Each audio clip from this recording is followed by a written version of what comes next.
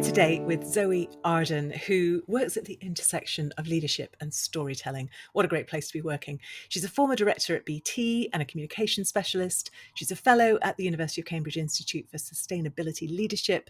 And her new book, Story-Centered Leadership, Crafting Cultures of Change, illuminates how our stories can engage and motivate and mobilise others for change that matters. So first of all, I think we're all here for all of that. Welcome, Zoë. You have found your people. Lovely to be with you, Alison. Great to have you here. And I'm going to start with the question that you started all the interviews for the book with as well, which is, what does story mean to you? Yeah, so great question. So stories to me, I would Your say that question. and it's interesting. I started with that question because I had a realization very early on that, and we know how powerful language is, that it did mean different things to different people. So I really was curious to see what it meant to people. I have the anecdote that I was talking to my brother about it, and he was like, "What do you mean by story?" And it's so true, isn't it? Because we think, we're in this little bubble, as you said, this little echo chamber of leadership, and everybody knows what story means. And actually, no. For most people, stories are what you read your kids at night. Absolutely. And that's where my brother was coming from completely. So stories for me are levers of connection and levers of change. They're a way of us sense making and connecting with others so that actually we can help sort of inspire, engage, and mobilize others to be part of creating the change, the positive change that I think is really important that we need in the world to address the global challenges that we face. So that's how I talk about stories. Certainly don't see them as silver bullets and to be used with care, but I do think they are incredibly powerful packets of meaning making so that people can understand and choose to take action rather than us talking in jargon or in silos. Which just sort of goes through us without really leaving a Yeah. trace. And you do make such a good point in the book. And it's one of those, I love this about books. You read it and you go, of course, but I hadn't sort of formulated it that way to myself. You say that we are in a world that is absolutely full, overfull, some might say, of facts and algorithms and data. And we've sort of got more than we know what to do with. Mm. So, well, I guess there's a question there, isn't it? How is story different from all of that? And why is it so powerful in actually bringing about change where the data alone seems unable to? Yeah, it's so interesting, and that's often my starting point. We have the technology, we have the data, we have so many of the solutions available to us to address the huge global challenges, and yet we're still not achieving change at scale. And it's all down to us as individuals and our very ancient wiring in our brains that means we haven't evolved. So, I mean, and regarding stories, it is interesting. You would think that stories and data would be a great combination, but actually, the research shows that it's stories that are the most powerful mobilizers of change. So, really, it's just a way of helping people understand, connect with their heart and their head in terms of what are the realities and what do I choose to do about it. So really, it's that translation between the data and the connection. Yeah, the emotional weight of it and the sense that Mm. I now want to turn my energy towards addressing this. That's the big change, isn't it? It's I care about this, and that has to involve emotion. Yeah, and I think we're all familiar with that term NIMBYism, not in my backyard. And often the stories have to be about how do we make it in that person's Yeah. backyard. No, we absolutely, of course, we care about ourselves, our family, our friends, our immediate neighbours, and that has to be our starting point with our stories. What's your problem that I can help solve? Which is, yeah, all about connection, isn't it? And Yeah. when you take that into leadership, particularly, Mm. what's different about, I mean, it's a lovely phrase, story-centered leadership. Just unpack it a bit for us. What does that mean? Why does it matter? Yeah, so I think, I firmly believe that leadership is how we choose to show up as individuals. It's about breaking through the self-limiting stories that we carry around about ourselves and recognizing that through our energy and intention and action and how we communicate with others, we can have agency. So I look at story-centered leadership both from an individual perspective, a team, what's the micro culture you can create just with yourself and one other human, team, organization, sector, society. So but it starts with individuals and us believing that we can make a difference. And you said something really interesting there, which I just want to go pick back up on. You said about the limiting stories that we tell ourselves. It's almost like, Mm. it's not choosing to deal in stories. It's like you are dealing in stories, whether you like it or not. It's just about being more intentional about those stories, Mm. and because that's kind of our operating system. Yeah. So story-centered leadership is about, how we create the stories that we need to, bridge the divides and catalyze action for change. And do you, when you're talking to people about this, did they recognize that? I mean, is that when you were asking people, what do you mean by story? Did people have that sort of sense that story is an agent of change, or were they thinking about it more as corporate comms or, relational? How did people see it? Mm. Yeah, people really do have a deep connection with stories. I mean, it goes right back to childhood, our memories of either being taught stories or sharing stories with friends and family around us. And one of the biggest joys of writing this book was having conversations with over 100 individuals, which was never my intention, I but want to talk to really you about helped. this. It's so Yeah, fascinating. yeah, never thought I'd go there. But it really highlighted to me the absolute joy of listening. When you really listen with that deep intent, what can emerge, how you can really uncover someone's superpower. So that was the conversation I was having. I was hugely curious to see how people had activated stories, what had worked and what hadn't worked. And that does segue us beautifully, well done you, into your sort of 5-stage model. It's circular rather, it's not steps, but it's sort of 5 elements to it. And Mm. and you start with Yeah. listening, don't you? And I was, which is great. We've sort of talked about that. I'm particularly really fascinated by the one in the middle of that circle, which is Mm. story living. And I hadn't heard that phrase before, and I found it very resonant. Tell us a bit more about, well, you probably give us the whole model and then tell us about that. Very quickly. So, yeah, my virtuous circle of story centered leadership goes from story listening to story living. And as I said, it's I'm saying it in a linear way, but it's absolutely circular. And listening is starting with our stakeholders.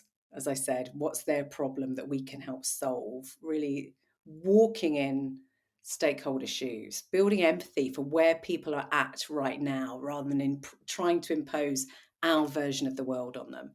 Story building is the ingredients. That's the bread and butter. Like, what are they taking away having had a conversation with us? Why is it important to them? Now, what are the analogies, anecdotes, examples? Story shaping is really important. Often we just say something in our heads and we think it sounds great, and then it comes out of our mouths and it's not so good. So that's really iterating. If you think about the best storytellers, it's stand-up comedians who work on their material for years. So it's really seeing what's resonating, what's turning the lights on, practicing. And then story sharing is the cultures of our organization, recognizing how important stories are in terms of creating purposeful, fearless cultures where people can really be their best. And absolutely, story living is us at the center of all of that. I say that we're speaking volumes before we even open our mouths. Often we're a tiny little box on a Teams call, and I say to people, what's the energy and intent? Are people convinced by you before you even open your mouths? So it really starts with us thinking through, how we communicate, thinking through what's holding us back, And we talked about those self-limiting stories or simple stories we say about others. That's how we get into this polarization. Mm. We decide someone's wrong, we make them the villain. But actually really starting to try and break out of those habits Mm. and those old ways of thinking, and how can we start to build a more sort of generative, creative world? How do we imagine that and build it together? It's a gorgeous model, and I love that it comes down to the centre to values and authenticity, and actually Mm. really leaning into to what it is you believe, rather than the kind of spinning the story comms view of what this can be. And I love too that you walked the talk when you wrote the book, because you started by listening, and we touched on that amazing number of people that you talked to. Yeah. Tell me how that came about. I mean, that must have taken you a while, and I'm guessing that you had started having similar patterns of conversation. Yeah, so just talk us through that, how it came about, and what you discovered through that process. Yeah, yeah. Thank you for the question, Alison. I asked it of myself many times. Um, there were not similar patterns actually. It came out of an obsession that I have to get out of the echo chamber and really celebrate diversity of voices. It's so easy for us to talk to people that like us, be in an echo chamber, be in an ego chamber. Oh, yes, you're fantastic. Well done. How do we break out into a bigger eco chamber? So I literally had an Excel spreadsheet which was, I need to speak to as many different types of people as possible.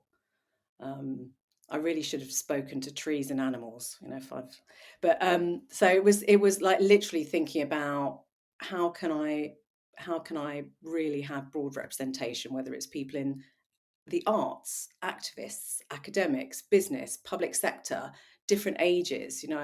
I interviewed my nearly 94-year-old mother-in-law, who is a hugely purposeful giant in my life. Thinking about people with different lived experiences, people of colour, people of different abilities. So that's really, really important to me, that I can get out of my bubble and think about what story looks like and where it works and where it doesn't work and what channels are best. So There's, that's how that came about. and there is something magical, isn't there, about when you tell people that you are writing a book on a topic. It sort of gives you access in a way that it's quite hard to get otherwise. People see the value of that immediately. They get what you're doing, and very often they want to be part of it. Was that your experience? Yeah, absolutely. I think it was, people really enjoyed the conversation. I felt like I was shining a light on their superpower in many instances. I was talking about things they were hugely passionate about.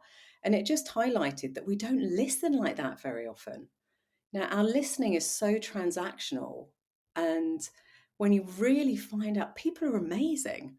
They're doing incredible things. Whether it was a young Black woman in the heart of Detroit who's created a book club for young girls and has women come in and talk about what their jobs are. I mean, that's just such a lovely story, and everyone's put pressure on her to scale, and she's like, no, I'm going to do it at this scale.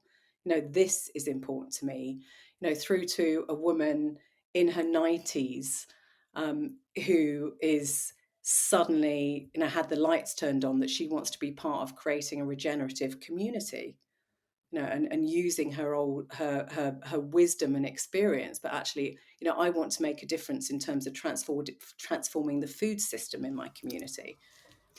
So those stories were absolutely incredible. What a privilege. And what I love as Mm, well is that for somebody who's thinking about sitting down and writing a book, it's tempting to think that what you're going to do is basically talk to the world for 300 mm, pages, where actually there's a lot of listening involved in mm, this. And let's talk about the writing too, because I guess that's the mm, shaping piece of your model, isn't it? mm, I'm almost applying it to the book. Do you see what I'm doing here? Um, how, how did you go about taking everything that you discovered in that listening process and crafting your story, but then communicating it on the page? Because you Mm. can't look in the eyes of your reader, which is always a frustrating thing, isn't it, when you're writing a Yeah. book? What did you discover about the craft of telling a story on the page? Well, it was really interesting actually. So I was carrying the weight of these 100 voices, and I felt that I needed to do them justice. And actually, the advice that I got was, "We've lost your voice, Zoe." And I had to start in terms of reminding myself that actually, I am also an expert in this space. I've worked with literally tens of thousands of individuals around the world, help them create better stories. So I needed to start with that and incorporate all that wisdom and perspective from others, but also honor those voices. So that actually was a really interesting learning for me, that I'd completely subjugated my voice in all of this. You don't almost Um, become a journalist. It's quite easy to curate these yeah, stories and forget that actually this is your book is your story into which you yeah, weave all these different other bits of yeah, evidence and story and people's voices. yeah, absolutely. And the second way that I wrote it, through trial and error, was actually using my own framework. So I've got a story centered framework, and I used that to create the spine for the whole book. So for each chapter, it was, okay, what's my takeaway message from this chapter, and why is it important? At a societal level, at an organizational level, and for the individual reader. And then bringing some of those examples, anecdotes, data points in there. So I literally used my own tool to create the spine of the book. So that's how I went about writing it, bringing my voice to the fore while honouring everybody else's, and actually using my own tool. Was it fun, hard, puzzling? Tell me about the experience of writing it. I love writing, and so that was an absolute joy to really sort of go deep into something that I'm very, very passionate about. How do we activate better leadership through stories? But I'm sure loads of people say to you this, it's haunting at the same time. And there's loads of things I do differently. It's how do you do the day-to-day work that puts food on the table alongside the thing that you're passionate about. So I might have done it in a more concentrated process. As it was, I was getting up at 4 in the morning and coming up with ideas. So there were lots of people giving me great advice, and I had a super little sort of writing group that I checked in with a couple of times a week.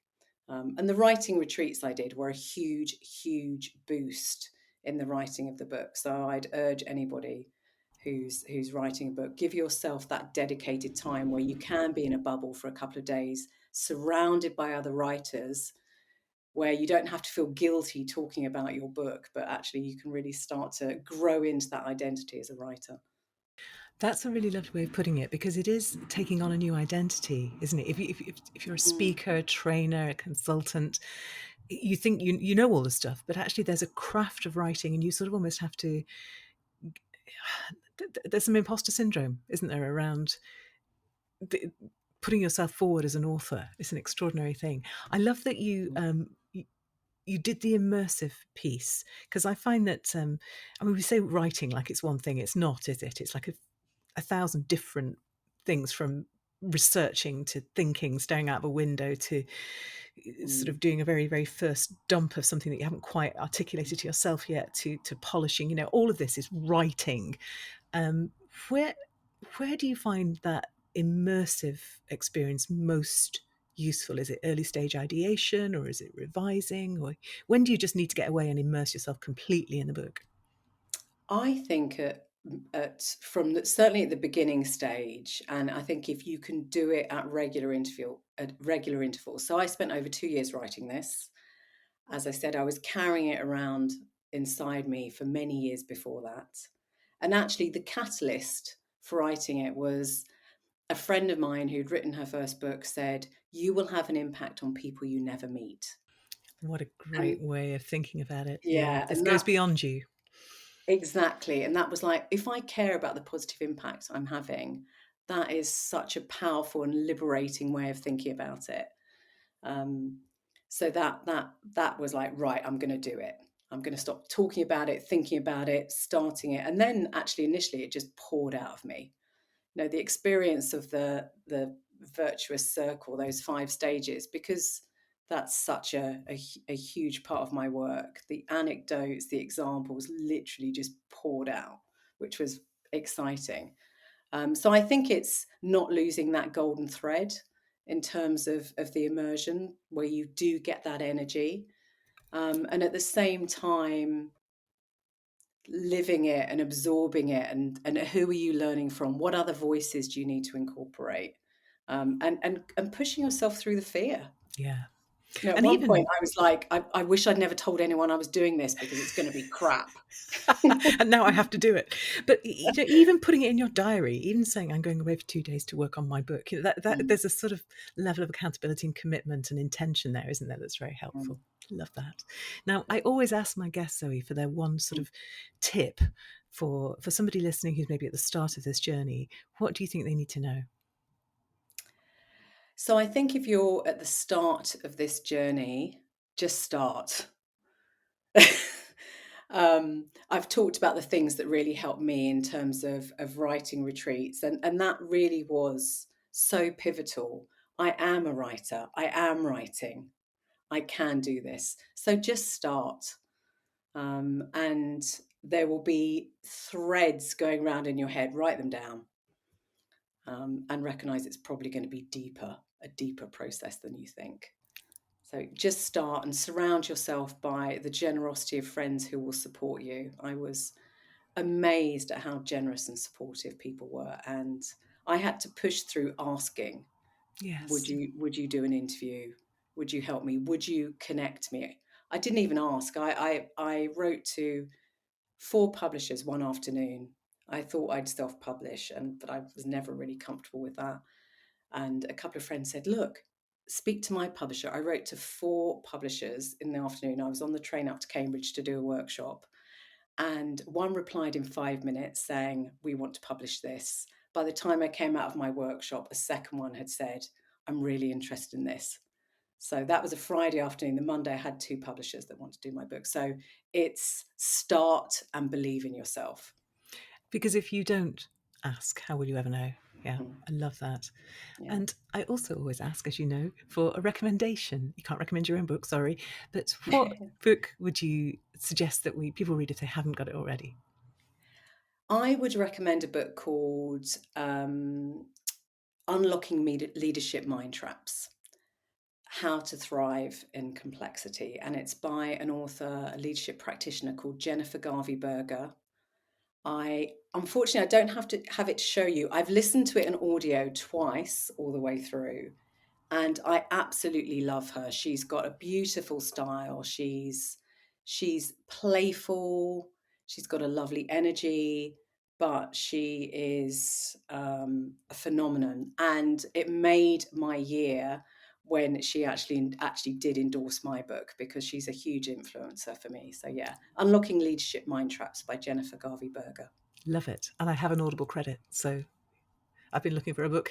I don't know. Excellent. There you I have go. a to be read pile so high, I can't tell you. But yes, that sounds great. And she really brings it to life. So it's the story, but then there's also a sort of an interesting technique she uses, where she has a scenario going through the book where people are working through these mind traps. And of course, these are all the self-limiting beliefs and self-limiting stories that stop us moving ahead. And to understand them through story is a Mm. lovely demonstration of exactly what we've been saying. Brilliant. What a great recommendation. Thank you. And so, if people want to find out more about you, more about the work they do, more about your books, where should they go? Probably go to my website, so zoearden.com, and obviously the book's on Amazon right now as well. Fantastic. It has been such a joy talking to you today. Thank you so much for your time and for talking us through not just your model, but also the way you used your model in your book. I mean, there's just layers of meta-ness, gloriousness there. I've enjoyed it so much. Thank you. Great. Thanks so much, Alison. It's been lovely talking to you.